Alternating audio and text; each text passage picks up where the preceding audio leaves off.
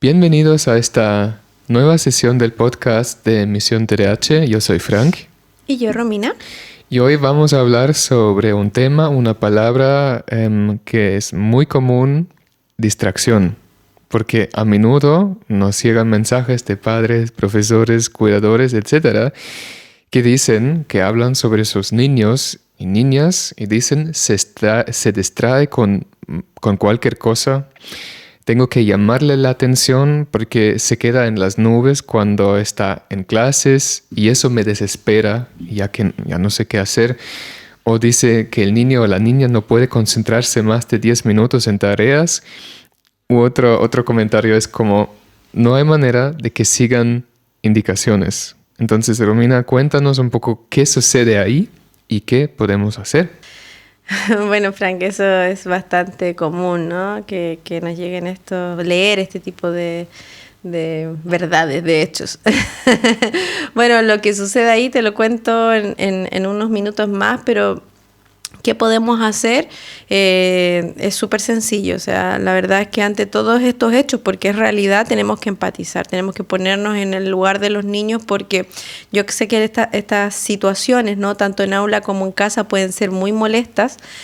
Puede ser desgastador tener que repetir 1000 veces las mismas cosas, que te pregunten lo mismo, que pregunten lo mismo y no tengas respuesta, o que parezca como que no te están escuchando, no desean escucharte. No obstante, aquí viene la otra respuesta. Tenemos que empatizar porque lo que debemos hacer es comprender por qué está sucediendo eso, por qué se distrae. Sí. Uh-huh. Entonces, claro, yo empatizo, pero si no sé por qué estoy empatizando, todavía no puedo ser un adulto disponible al 100%. Entonces yo te recomiendo, adulto, empatizar en primer lugar, porque ya sabes de que a pesar de que esto es molesto, es algo que si tú comprendes por qué se distrae, vas solamente como consecuencia vas a querer ayudar, vas a querer cooperar, ¿sí? Y va a poder, ¿no? Entonces, ¿por qué se distrae? Bueno, porque la distracción no es nada más ni nada menos que falta de atención, y la atención es una habilidad, una capacidad de focalizar, de activar un foco y de discriminar diferentes factores externos, ¿no? Una mosca volando, un lápiz que se cae en medio del salón, una puerta, una gotera de la sala de al lado, etcétera, ¿no? Entonces, cuando esta habilidad, esta capacidad está disminuida, sucede esto de la distracción, ¿ya? Y que tenemos que saber de que esto no lo elige el niño, es algo que le sucede y es algo que es una consecuencia de presentar el trastorno por déficit de atención con o sin hiperactividad, ¿ya? Sí, eso es muy importante. Es súper importante saber. Recordarse. O recordar, porque yo creo que la mayor parte de los adultos sabemos, no obstante, cuando el conocimiento o el contenido queda solamente en ese estado, ¿no? De contenido, y no lo pasamos a la praxis, finalmente no nos sirve de nada, porque cada vez que el niño esté distraído, como la gente observa, las personas van a estar desesperadas, van a estar repitiendo, van a estar llamándole la atención, regañándolos o incluso retándolos, como decimos en Chile, pero la persona tendría que entender de que eso no sirve de nada. ¿Sí? Porque es una habilidad que se puede entrenar, que eso es súper importante, ¿ya? ¿Por qué se puede entrenar? Bueno, porque el cerebro tiene una característica, una capacidad innata de todos los tipos de cerebro, independiente si tiene o no el trastorno, de poder ser neuroplástico, es decir, de cambiar. O sea, como la plastilina, como algo plástico, ¿no? Tiene la posibilidad de cambiar con bastante facilidad. Pero este cambio no es automático, no es así como, ya cumple 12 y empieza a cambiar el cerebro, ya cumple 6 y ya estamos listos. No, esta propiedad, ¿no? Se genera solamente por entrenamiento. Sí, o sea, yo creo que eso es un gran error que cometemos, que pensamos de que con los años esto cambia. Es como pensar si yo voy a ganar masa de músculos porque cumplo más años, pero no voy al gimnasio. Ahí la gente lo entiende. Con el cerebro también tenemos que... Eso es un muy buen ejemplo, Frank. ¿Sabes por qué? Porque pasa lo mismo. De hecho, el cerebro y los músculos, mientras más temprano se entrenen, mayores beneficios o mayores resultados vas a obtener. Yo no estoy diciendo que el cerebro de un adulto o de un anciano, un adulto mayor, no pueda entrenarse. Se puede. La neuroplasticidad es para todo el mundo, pero va a ser mucho más sencillo si comenzamos antes. Claro. Es para mí. Yo estoy aprendiendo un idioma, me cuesta una eternidad. Poner un niño de 3 años a aprender un segundo idioma, un niño de 6. O sea, sin problema. Otra historia. Sí. Otra historia. Entonces, ¿qué tipo de entrenamiento recomiendas para aumentar la atención, para encender esta neuroplasticidad y para que el cerebro se conduce hacia la atención?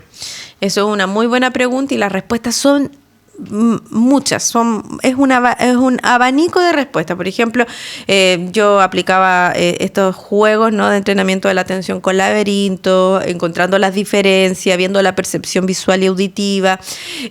Aplicaba todo lo que se me viniera, ¿no?, todos los libros que habían de entrenamiento de la atención, pero a mí lo que llegó a mí, esta técnica que me ha resultado con mayor efectividad, ha sido el mindfulness, ¿ya? Uh-huh. Cuando recién lo comencé a aplicar, obviamente no sabía y no entendía nada de eso, era como chino, mandarín para mí, pero poco a poco comencé a introducirme en el mundo del mindfulness antes de estudiar esto y bueno, me di cuenta que era súper fácil, que era bastante sencillo, efectivo, sin mucho esfuerzo, ¿no?, trabajo forzoso y vamos, de hecho lo practiqué yo, comencé a practicar yo también mindfulness y la verdad es que me ayudó mucho en mis áreas deficitarias, que en el caso mío no tenía ni problemas de atención, pero sí tenía problemas de control emocional, no con los niños, pero sí en mi vida personal, y eso me ayudó muchísimo también. ¿Y cómo cambiaron? Dame 1 o 2 ejemplos cortitos de resultados o ejemplos cómo cambiaron los alumnos tuyos. Por ejemplo, alumnos así emblemáticos, ¿no?, que tenían un nivel de inatención bastante tremenda, bastante alta, ¿no? Tanto así que no lograban permanecer 5 minutos conectados a algo, ya comenzaron a conectarse con las tareas, comenzaron a terminar lo que habían iniciado. De hecho, comenzaron a poner atención en cosas que ni siquiera yo ponía atención. Y eso fue como el indicio de decir, ya, está bien. A lo mejor todavía no estamos al nivel que yo deseo por expectativas evolutivas del niño. Pero ya pone atención en cosas que ni siquiera yo hago. Por ejemplo, en sonidos, en olores, en ¿cómo se llama?, en dibujos que para mí eran imperceptibles, él o ella ya los veía y eso para mí fue increíble, porque eso quiere decir de que las redes de atención están trabajando, se están poniendo fuertes y que eso le va a servir ¿para qué? Para el aprendizaje, porque un niño que desarrolla la atención tiene más probabilidades de aprender más y mejor. La otra parte que es muy importante antes de cerrar esto es cuando uno atiende a un estímulo, digamos, a una emoción, puede responder con mayor conciencia, ¿no? Cuando se enoja, se da cuenta que se enoja o por qué se enoja, y ahí también la atención influye bastante en eso. Y por eso el mindfulness es tan valioso para tantas cosas, porque crea conciencia, ¿no? Eso es la idea. Exacto, como que lleva a tu mente a ser consciente de lo que estás haciendo, ¿no? En el instante. Entonces, por ejemplo, yo tenía un niño, Mateo, que lo recuerdo con mucho amor a ese niño, pero era grande, ¿no? Era un poquito más robusto que el resto de los niños porque había reprobado el nivel, ¿no? Y tenía desbordes emocionales importante, tanto así que una vez me esperaban a mí y él amenazaba el curso y a todo el mundo con una silla, ¿no? Y con esa fuerza yo cuando llegué dije, uff, pero ¿qué había hecho yo? Yo había entrenado su nivel de atención a través del mindfulness, por supuesto, y de manera muy incipiente porque en ese tiempo recién comenzaba, y también había introducido, por supuesto, el mindfulness a través de la respiración. Entonces yo miré eso, obviamente me dio miedo como todo mortal porque él estaba dispuesto, ¿no?, a atacar y él se había sentido mal por algo y él estaba respondiendo hacia algo. Pero cuando yo entro ahí y me puse la mano en la parte superior del pecho, ¿no?, y la otra en la barriguita y comencé a respirar fuerte.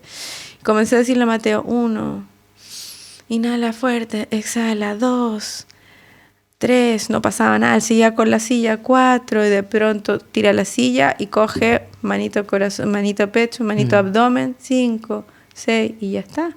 Qué precioso. O sea, Y ya está. ¿Qué te quiere decir eso? No es que yo haya condicionado al niño, es que él activó esa manera de, ¿cómo se llama?, resolver el problema a través de otra cosa, pero obviamente necesitaba un poquito de ayuda, ¿no? Y cuando tú llegaste, ¿se acordó o tú le ayudaste a recordarse lo que enseñaste con el mindfulness?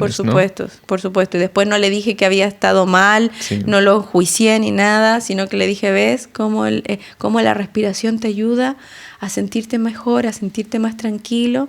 Sí. Eso es un niño con intervención mindfulness en un momento que de verdad no había otra cosa que hacer. Si no le tratas de quitar la silla, te pega primero a ti, porque esas cosas pasan, sí. Y no es culpa del niño, es ¿cómo se llama? Un síntoma que no estamos tratando bien los adultos. Y ahí es cuando nos tenemos que hacer, wow, ¿qué hago? ¿Qué estrategia? Bueno, ahí está el mindfulness, y por eso yo escribí un libro hace muy poco tiempo que se llama Atentos y en calma en 8 semanas. Pongo en calma porque también sé que el mindfulness, su visión principal es aumentar la atención, pero tiene efectos secundarios maravillosos como el disminuir el estrés, la ansiedad, los episodios de violencia o de desborde emocional, porque regula, ¿ya? Este libro está en un lenguaje súper amable, amigable. Está pensado para Rominas cuando comencé, ¿ya? Está pensado en Rominas. ¿No mucho? No sabía nada. No sabía ni respirar yo, ¿ah? Así, con eso te digo todo. Entonces, está pensado en Rominas al inicio, donde no sabía lo que era meditación, no sabía lo que era mindfulness. Sabía también muy incipientemente de lo que era el trastorno por déficit de atención. Entonces, ¿qué tiene el libro? Bueno, el libro tiene 5 libros en total. ¿sí?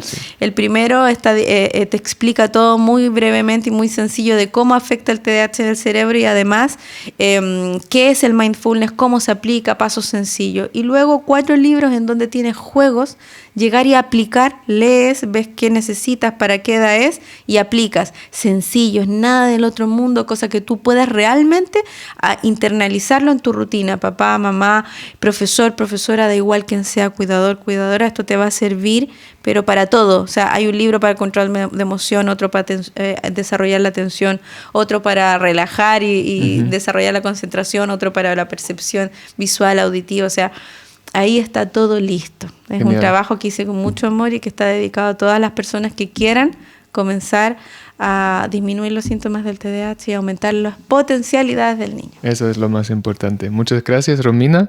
Para la gente que se interesa por el libro, lo dejamos aquí un enlace, un botón, hagan clic y puedan ver toda la información necesaria sobre el libro Atentos y en calma en 8 semanas. Muchas gracias y hablamos pronto, nos escuchamos pronto. Nos escuchamos pronto. Gracias. Adiós.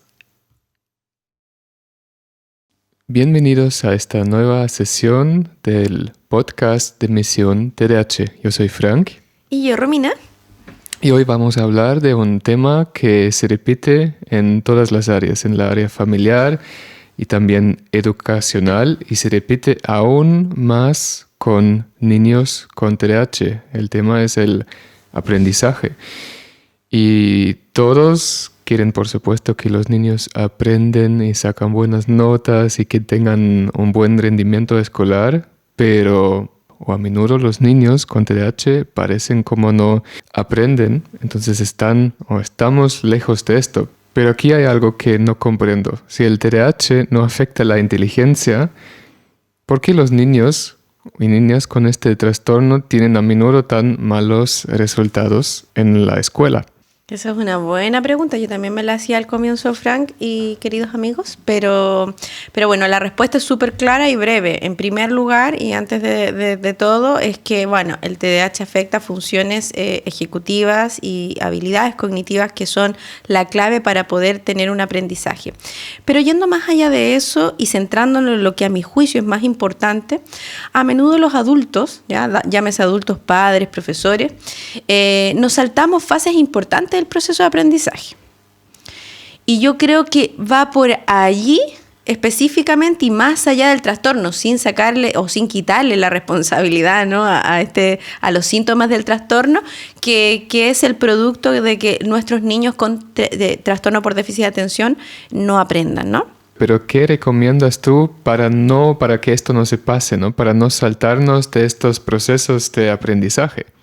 Bueno, lo que yo recomendaría, en primer lugar, mira, yo tengo 3 claves para no saltarnos estas fases del proceso de aprendizaje, pero la primera, o sea, la clave número 0, la antesala, es que tengamos expectativas realistas, ¿no? Primero que veamos a nuestro niño más allá del trastorno, pero con sus fortalezas y debilidades.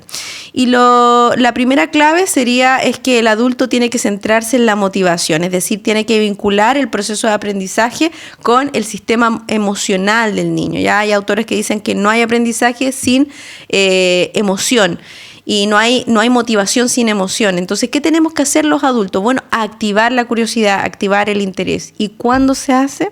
Bueno, esto se hace en el proceso más importante de una clase, en el proceso más importante de hacer un deber con el niño, en un proceso más importante de estudiar para un examen, que es el proceso de preparación, lo que nosotros en educación decimos el inicio de la clase, ¿sí?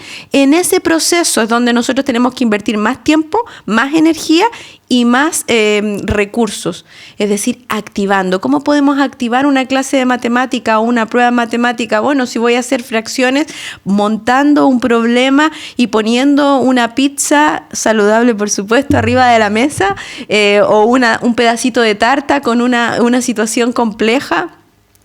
O si estoy multiplicando, bueno, a lo mejor hacer algún problema que tenga una base en la vida cotidiana, cosa de que al niño se le encienda la curiosidad por aprender, ¿sí?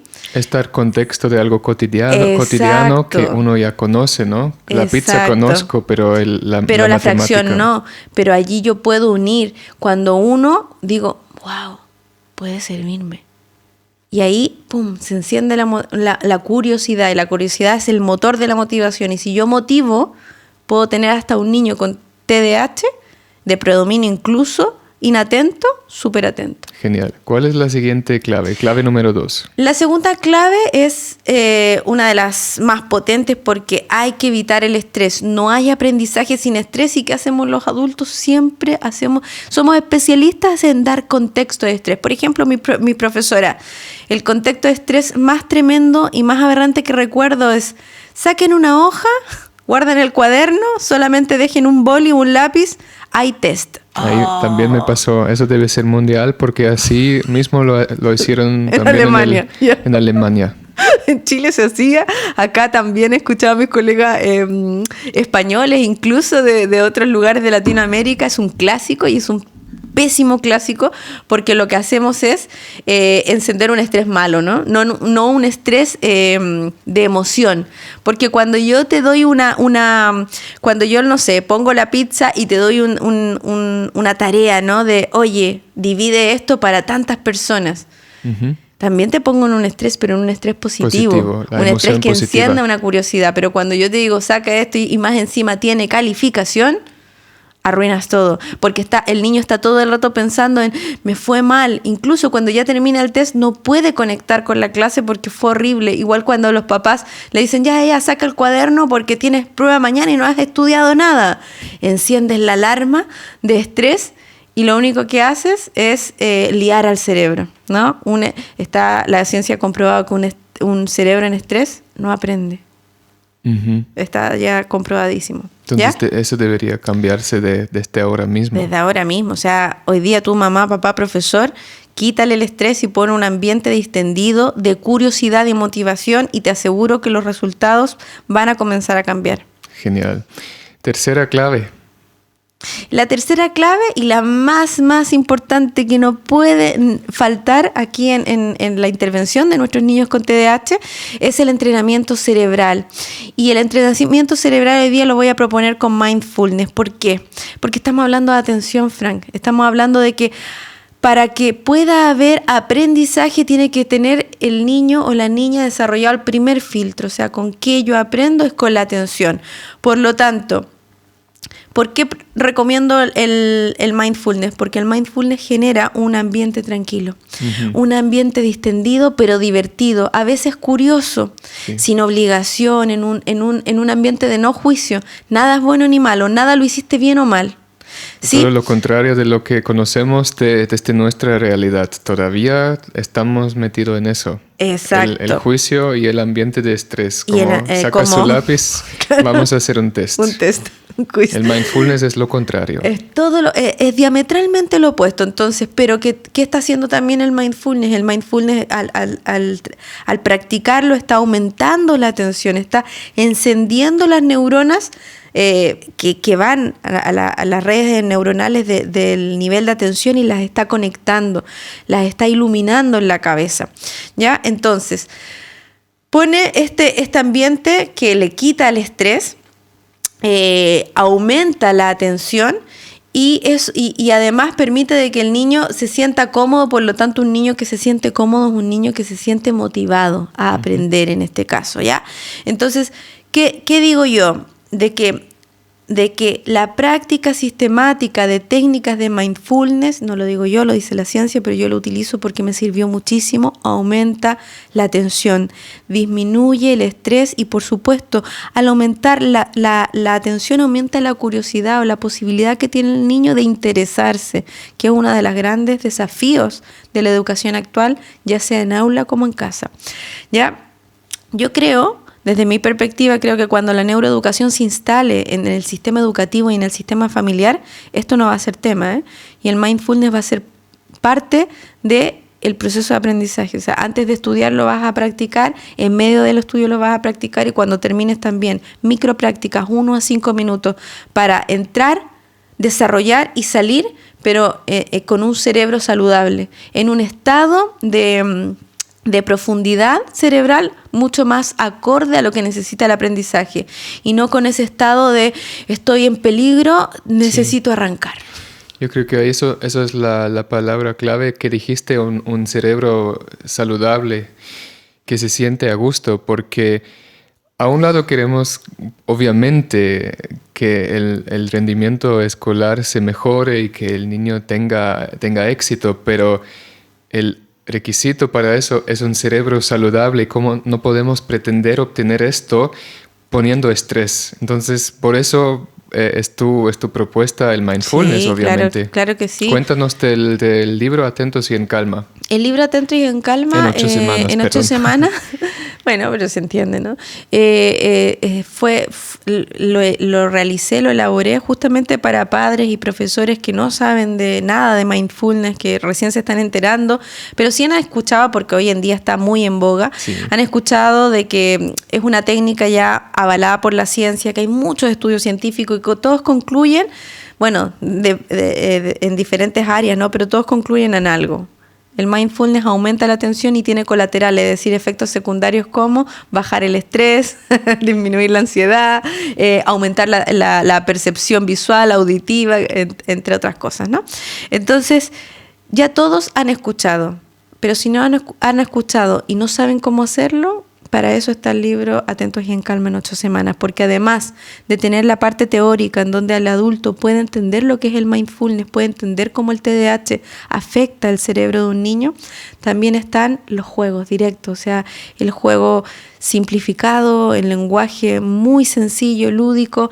Los juegos son para que el adulto los lea y los aplique, ¿sí? Y pueda luego, sin el libro, comenzar a replicar estos momentos mindfulness. Para eso está hecho. Muy bien, son exactamente 34 juegos más 3 meditaciones guiadas y vamos a dejar aquí mismo donde no importa dónde estén escuchando este podcast, un enlace o un botón que pueden apretar si quieren saber más del libro, adquirir el libro, ahí estará toda la información. Sí, es súper, es un libro que la verdad ha tenido una buena recepción y todas las personas que lo han, ¿cómo se llama? Lo han utilizado, dicen de que les sirve, de que es fácil, de que los juegos son además sencillos, ¿no? Así que te invito.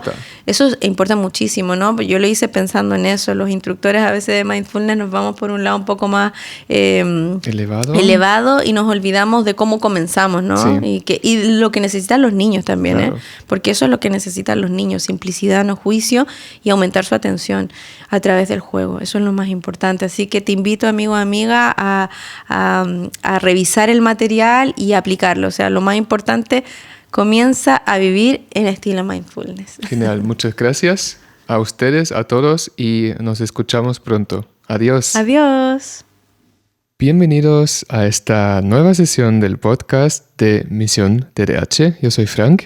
Y yo, Romina.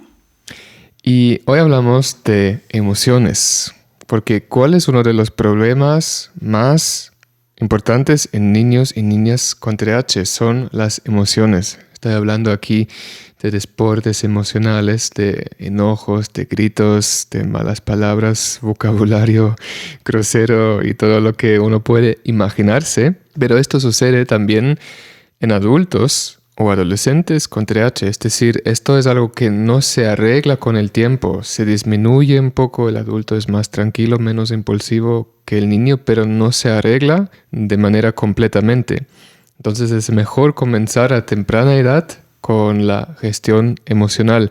Y sobre todo es que es la persona misma, el niño o la niña misma, que tiene que gestionarlo, o controlarlo, mejor decir gestionarlo, porque un tercero no puede hacer eso, no puede gestionar algo que no es suyo. Entonces, Romina, ¿cómo logramos la gestión emocional en niños y niñas con TDAH? Bueno, lo primero que yo recomendaría a los adultos es que comiencen a deshacerse de los neuromitos que rondan las emociones, ¿no? Y dejemos de pensar de que el niño con TDAH es un niño malcriado o es un niño que revienta o se desborda porque en realidad quiere hacerlo o porque no tiene normas, reglas o límites definidos o porque simplemente quiere diferenciarse del resto de esa manera y quiere ser aislado socialmente y quiere que los compañeritos se molesten, ¿no? Porque todo esto es una verdadera ridiculez. Esto en realidad pensar así es desentenderse o no saber que parte de la inhibición, una de las habilidades, el control inhibitorio de las funciones ejecutivas tiene como tarea decir al cerebro que diga stop, que diga no, ¿sí? Que se controle. Y también tiene mucho que ver con el área que finalmente controla las emociones, el TDAH también interviene, ¿sí? Entonces, si nosotros juntamos eso y aumentamos con la impulsividad, con la poca atención, o el nivel de inatención que presentan los niños con TDAH, hacemos un cóctel, lo batimos y la verdad es que el resultado es bastante, ya lo conocemos, ¿no? Es bastante complejo, por decirlo de una manera, pero es complejo cuando yo le pongo el neuromito y no hago nada por reparar la situación o por intentar disminuirla, ¿no? Aquí tengo apuntado una frase clave que dice: cuando estamos frente a un desborde emocional, estamos frente a un síntoma. No estamos frente a que el niño quiere molestar, sino estamos frente a una consecuencia, síntoma-consecuencia del TDAH, nada más, nada menos, claro. Aunque sea desagradable, pero quedarnos con la idea de que hay una intención de molestar es lo que nos frena justamente en poder ayudarlo, porque ¿cómo vamos a ayudar desde la no comprensión, incluso una animadversión hacia el niño? Y eso es lo que pasaría. Si pensamos de que nos molesta y quiere molestar, es mucho más difícil actuar. Entonces, ¿qué podemos hacer? Bueno, primero, asumir de que esto es un síntoma. Luego, lo que tenemos que hacer es tratar de intervenir con técnicas de gestión emocional. Lo primero que yo les recomendaría antes de hablarle de las técnicas es que utilicen este conocimiento de decir ya, la empatía, cuando yo enciendo el cerebro empático del niño, apago el cerebro emocional, ¿sí?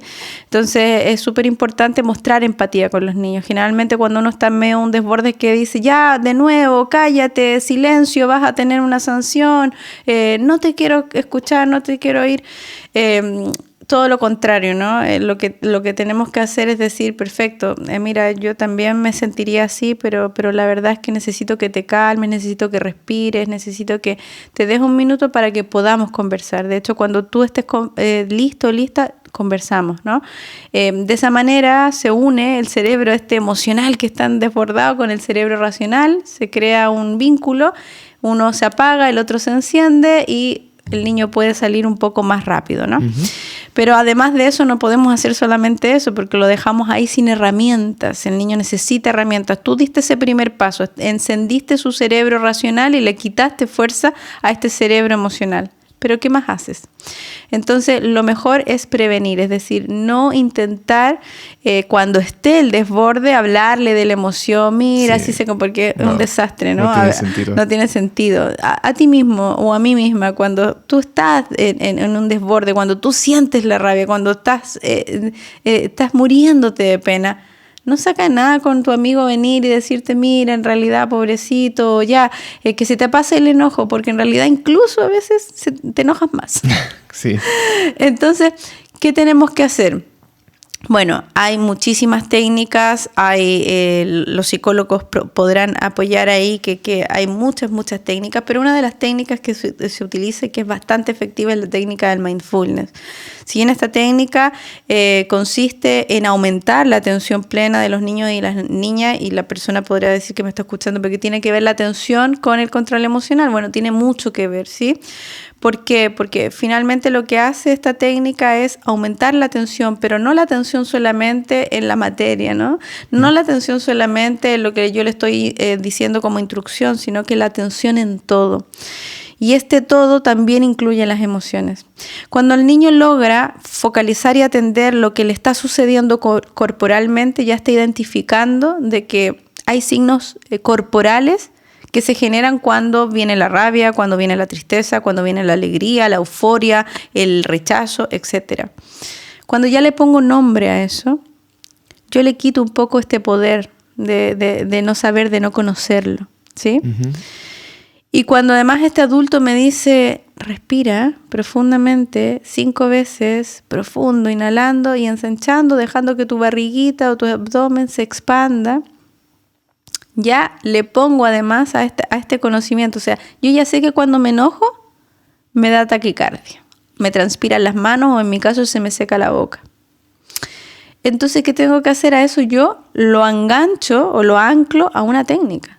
La técnica de la respiración, de mindfulness, puede ser la técnica de la contabilización de mindfulness, o sea, yo lo anclo. Entonces, ¿qué estoy haciendo? Le estoy dando herramientas al niño una vez que ya está atendiendo a esa emoción y a los signos corporales que me avisan lo que me está sucediendo, que eso también disminuye la impulsividad, porque cuando yo me enojo y no me doy cuenta que me estoy enojando, ¡pah!, exploto. Pero ¿qué sucedería si un niño o una niña ya sabe qué es lo que le va a suceder cuando se está enojando en el proceso de me estoy enojando? Sería diferente, ¿no? ¿Y qué sucedería si yo además uno eso a conocimientos o a herramientas que me sirvan para poder bajar o controlar ese nivel de ira? Tengo una adolescente, por ejemplo, que hace muy poco, ella tiene muchos problemas con su madre y con su hermano y bueno, grita. Dice muchas cosas, está muy negativista, desafiante. Entonces estamos aplicando la técnica del mindfulness, en donde logramos reconocer primero a través de práctica de mindfulness cuáles eran los signos vitales o corporales que a ella le sucedían cuando estaba comenzando a sentir la ira, ¿sí? Porque ella ya está en el nivel de ira. Y luego pusimos a eso 5 respiraciones profundas. Uh-huh. Me dice de que cuando terminan las 5 respiraciones ya no tiene tantas ganas de decir tantas cosas. Eso ya es un avance. Eso es un avance. Sí. Sigue con la rabia, pero luego tiene otra meditación mindfulness para poder bajar el nivel de ira.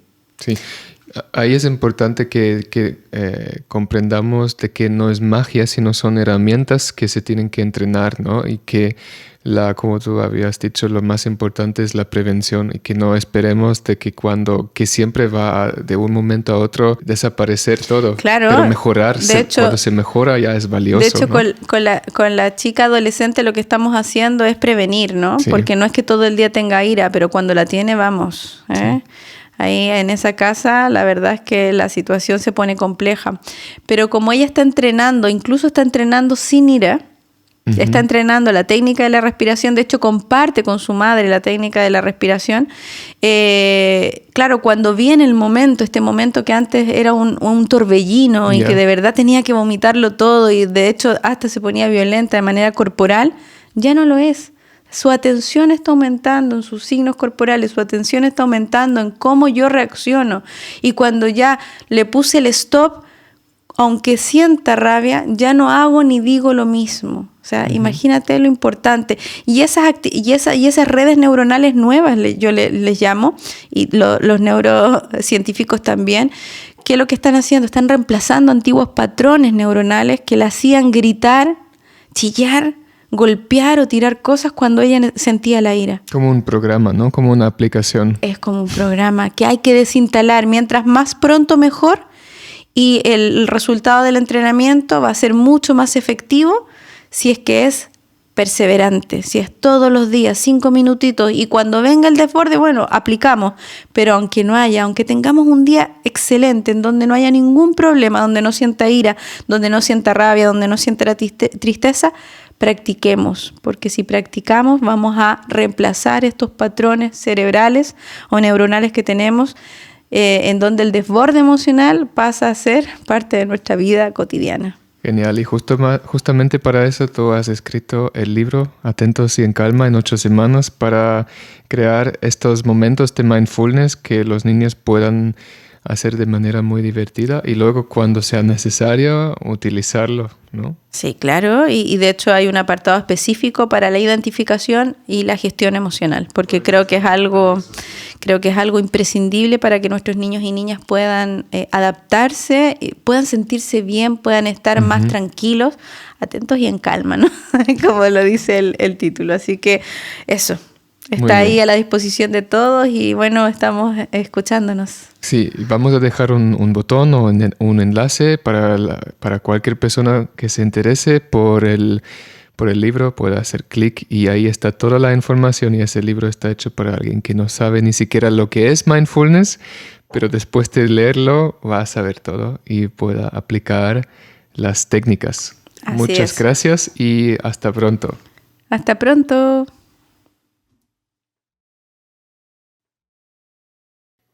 Bienvenidos a esta nueva sesión del podcast de Misión TDAH. Yo soy Frank. Y yo, Romina. Y hoy vamos a hablar sobre un tema muy interesante para todos que se interesan por el mindfulness y también por mindfulness en niños con TDAH. Y el tema aquí es cómo aplicar mindfulness en niños y niñas con TDAH o alternativamente, ¿cómo se diferencia la práctica de mindfulness con un niño con TDAH y un niño o una niña sin TDAH? Y en la mañana hoy te pregunté cuál es, hay una diferencia. Y lo que me respondiste tú, Romina, fue nada, es igual. Y yo dije, a ver, seguramente hay algo que es diferente. Entonces te hice algunas preguntas específicas. Me las respondiste y llegamos a la conclusión de que sí hay una diferencia. Pero no en la práctica propiamente tal. La práctica es lo mismo, sino más bien las expectativas del adulto tienen que ser diferentes, ¿no es cierto? Así es. Así que la práctica es igual, pero hay 3 factores que encontramos al hablar que tenemos que tener en consideración al momento de aplicar mindfulness con niños y niñas con TDAH. Y estos factores que probablemente no serían tan importantes en niños sin la condición. Y hablamos sobre estos factores porque pueden determinar si el niño o la niña disfruta la práctica o no, si la quiere seguir o no. Porque ustedes saben que el entrenamiento cerebral tiene que ser perseverante. Así que, Romina, por favor, cuéntanos de estos 3 factores. Bueno, estos 3 factores son bastante sencillos. Yo me imagino que las personas cuando se los indique van a encontrarlo bastante lógico, pero como decía Frank, son, a pesar de su sencillez, guardan en ellos una importancia a la hora de lograr que un niño o una niña con trastorno por déficit de atención, con o sin hiperactividad, comienza a entrenar su cerebro a través del mindfulness, ¿sí? Lo más importante, como tú decías, son las expectativas, pero estas expectativas se pueden visualizar, por ejemplo, en decir, ya, padre, profesor, tú tienes que tener expectativas basadas en la realidad y por lo tanto este primer factor lo tienes que considerar al momento de comenzar a trabajar con mindfulness. Y el primer factor es la procrastinación, es el alto nivel de procrastinación que hay ya entre el trastorno por déficit de atención y esta habilidad. La procrastinación no es nada fácil, ¿eh? Bueno, la procrastinación es abandonar cualquier cosa cuando se pueda, ¿no? Cuando se pueda, ¿no? Y siempre se puede, siempre se encuentra tiempo para no hacer, ¿no? Aunque tenga el tiempo el niño. Entonces esto realmente es un tema, pero es un tema que nosotros tenemos que entender de que en este tipo de trastorno, ¿no? Se puede dar con mucha facilidad. Recuerda que tiene un problema en la atención, tiene habilidades de organización, de planificación, de estimación temporal disminuida.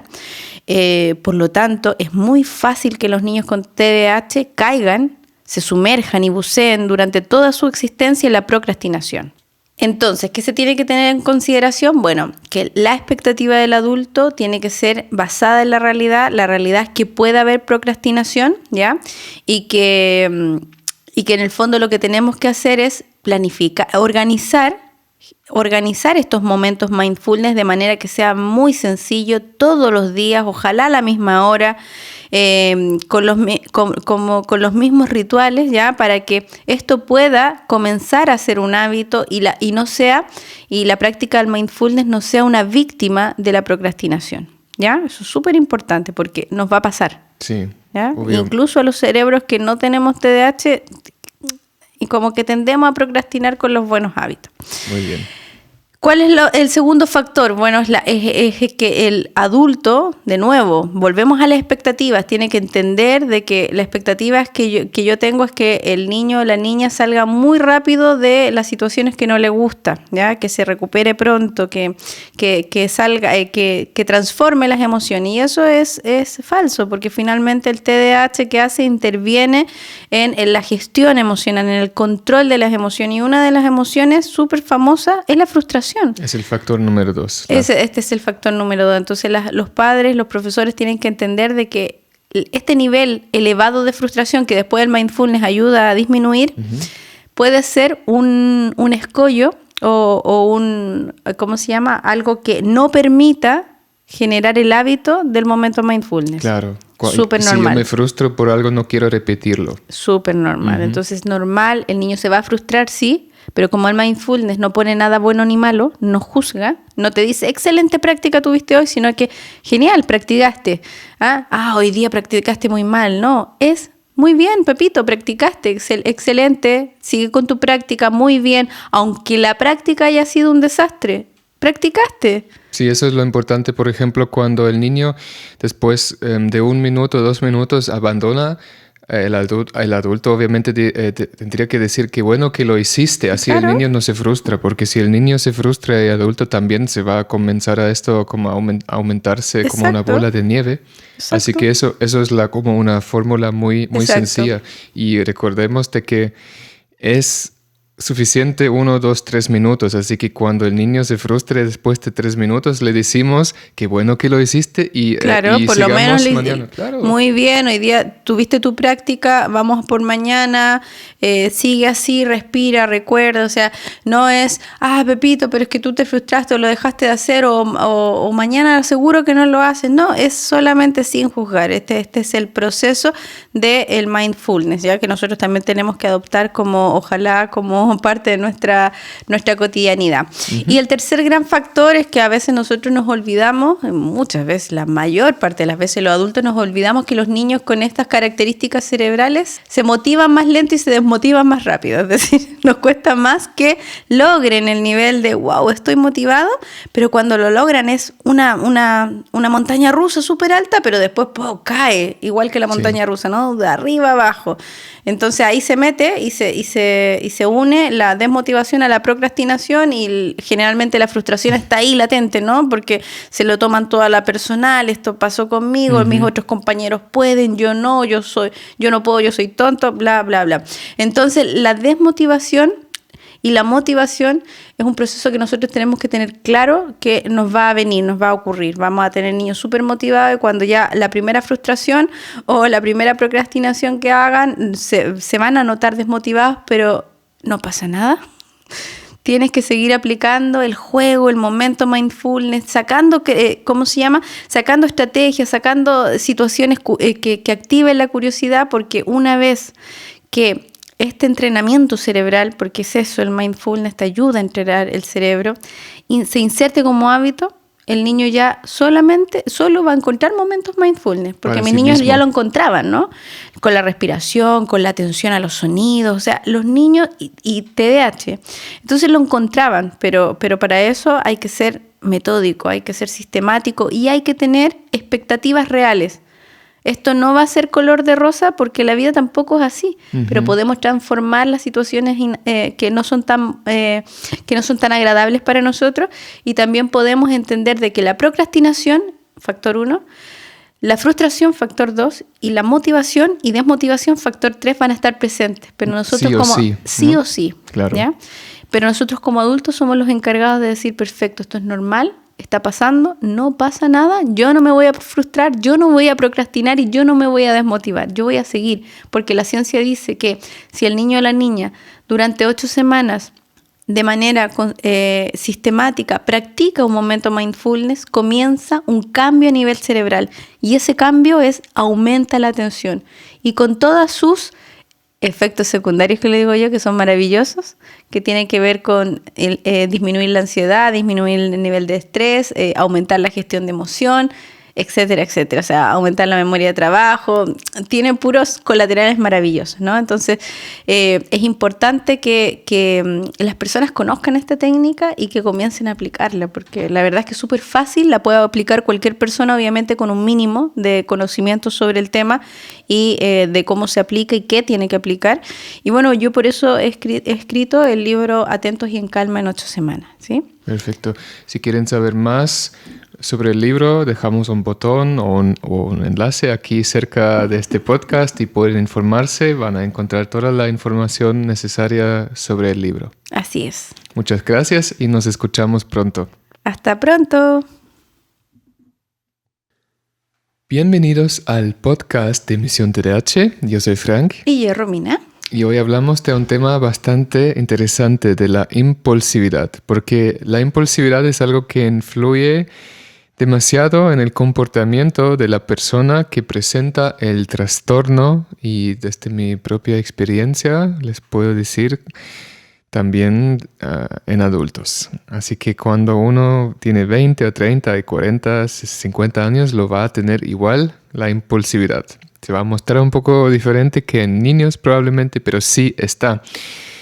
Y hay ciertos estereotipos del TDAH respecto a la impulsividad. Romina, cuéntanos un poco, o al público un poco, a lo que nos referimos cuando decimos esto, los estereotipos. Bueno, Frank y querido público, la impulsividad está retratado por ejemplo, en asociar la palabra de la sigla, ¿no? TDAH a un niño que no respeta turnos, a un niño que quita objetos sin permiso, que interviene en conversaciones que no corresponden, que se mueve todo el día, que finalmente es un niño un poco que irrumpe, ¿no? Que irrumpe sin previo aviso.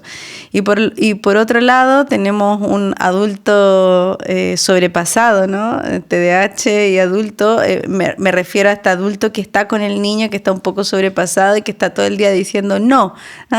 No es tu turno, no es tu juguete, no era necesidad que intervinieras, no, entonces está todo el día este adulto un poco estresado y este niño con este estereotipo que va cargando, ¿no? Con otra etiqueta más de esta impulsividad. Y que la verdad el estereotipo puede estar relacionado con la realidad, ¿no? No obstante, no siempre se presenta así. También tenemos que entender de que cuando va aumentando el periodo evolutivo de los niños o del ser humano, ¿no? En la adolescencia la impulsividad se presenta de otra manera, en la adultez de otra manera. O sea, tienes diferentes caras, pero es un mismo síntoma. ¿Ya?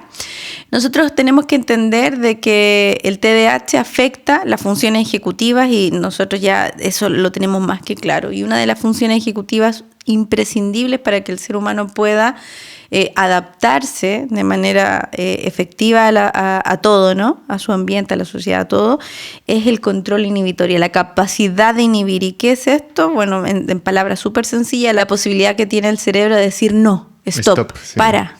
No más. Y eso es una de las funciones ejecutivas más importantes porque otra función ejecutiva, por ejemplo, es la memoria a corto plazo, que no se muestra tan grave olvidarse de algo a corto plazo que interrumpir de manera inadecuada a menudo, ¿no? Por eso es tan importante, ¿no? Para la vida social. Claro, interrumpir a pesar de que te están diciendo 3 segundos después tu turno, pero no se puede, simplemente no aguantó las ganas locas que tenía el cerebro de poder decirlo ahora y no en otro momento, ¿no? Y esto es un hecho que es así, pero también es un hecho que el cerebro puede cambiar, que nosotros podemos cambiar el cerebro. Pero la pregunta es, ¿cómo hacerlo? Tú siempre tienes una técnica, ¿cómo se llama? De preferencia, ¿no? Cuéntanos. Sí, claro, esa es que mi técnica favorita, porque la verdad es que efectivamente hay muchas técnicas que de hecho voy a estar trabajando en un programa que pronto voy a lanzar de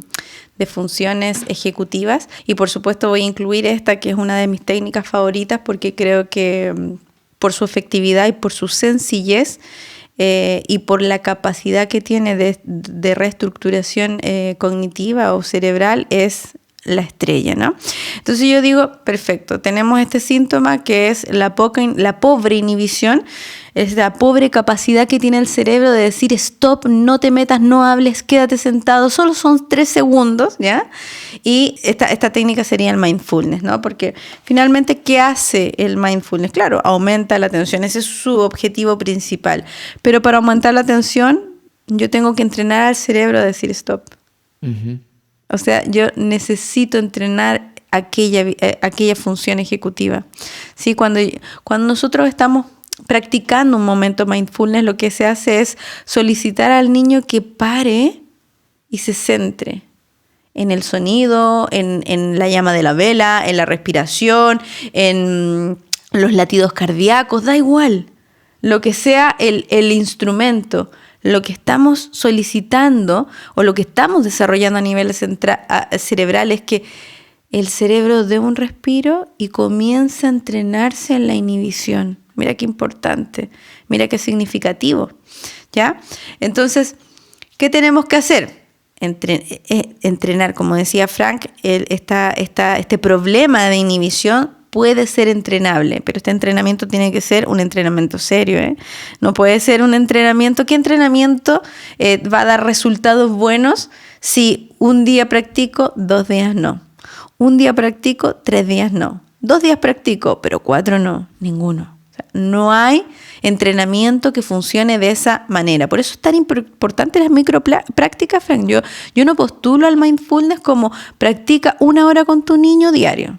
Porque eso es falso. Eso es surrealista. Es surrealista. Y además la ciencia ha entregado evidencia de que en 8 semanas el cerebro se puede modificar practicando 5 minutos diarios, 4 minutos diarios, 1 minuto diario, 3 minutos diarios. Ahora, es evidente que mientras más practico y más se prolonga el tiempo, mejores resultados voy a tener. Pero que es importante introducir la micropráctica de mindfulness a la vida cotidiana para que estos 5 minutitos, 3 minutos o el minuto comience a aumentarse de manera espontánea porque me gusta el estado. De hecho, por ejemplo, mi hermano es un TDAH adulto, residual, que tuvo muchos problemas producto de esto porque en el tiempo de que él era adolescente o niño no estaba todo este conocimiento, ¿no? Y bueno, hoy día me dice, mira, haga lo que haga, la técnica que más me funciona para poder organizar, por ejemplo, hoy día él es montañista, tenía una ascensión, un 5000, entonces haga lo que haga, la técnica que más me ayuda para poder organizarme, para poder planificar, para poder bajar la ansiedad, que eso me genera mucho problema. Y por supuesto, para poder inhibir todas estas respuestas que no quiero dar, es la meditación. Es el mindfulness, es la práctica, o sea, no hay otra. Y Matías aprueba con todo, con todo. Entonces, ¿cuáles son los beneficios de estas micro prácticas de mindfulness? Bueno, aumenta la atención, ¿sí? Te invita al cerebro a hacer este stop, o sea, aumentar la habilidad de la inhibición, disminuye la ansiedad, el estado de alerta. Y en otro podcast vamos a hablar de cómo el mindfulness ayuda a gestionar las emociones, a identificar corporalmente lo que te está sucediendo y posteriormente a gestionar la emoción. ¿Por qué hablo de esto? Porque todo está unido. Las funciones ejecutivas que interfiere el TDAH trabajan mancomunadamente. El cerebro no dice, ahora me voy a inhibir poco, apágate atención. No, está todo mancomunado.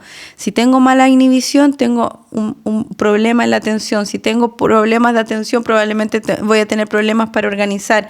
Si no puedo atender, no voy a tener una memoria de trabajo buena. La buena noticia es que hay técnicas como estas que ayudan a aumentar todo aquello que el trastorno disminuye. Genial. Entonces, nada más que decir, comencemos con esas microprácticas, perseverantes, cortitas y de manera espontánea van a aumentar paulatinamente. Perfecto. ¿Y tú tienes un libro justamente escrito para eso? Para Claro. niños y niñas con TDAH entre 5 y 14 años. Uh-huh. Que quieren o que los adultos quieren aplicar mindfulness con ellos. Exacto, es un libro que hice pensando en mí cuando comencé, es decir, una persona que no sabía nada del mindfulness, nada, y menos de crear un juego mindfulness o un momento o una micro práctica mindfulness, y ahí está todo, ¿no? Y tiene para todas las áreas y súper específico y muy sencillo. Así que yo te invito, amigo o amiga, a probar. No pierdes absolutamente nada. O sea, esta técnica está absolutamente comprobada, tiene alta eficacia y ayuda a los niños y a las niñas a comenzar a desarrollar esta pequeña palabra, pero que es súper significativa, ese stop cerebral, ese no, espera. Genial, muchas gracias. Para todos los que quieren saber sobre el libro, vamos a dejar un enlace, un botón cerca de este podcast, donde no importa dónde lo estén escuchando, y nos escuchamos pronto. Muchas gracias. Hasta luego. Hasta luego.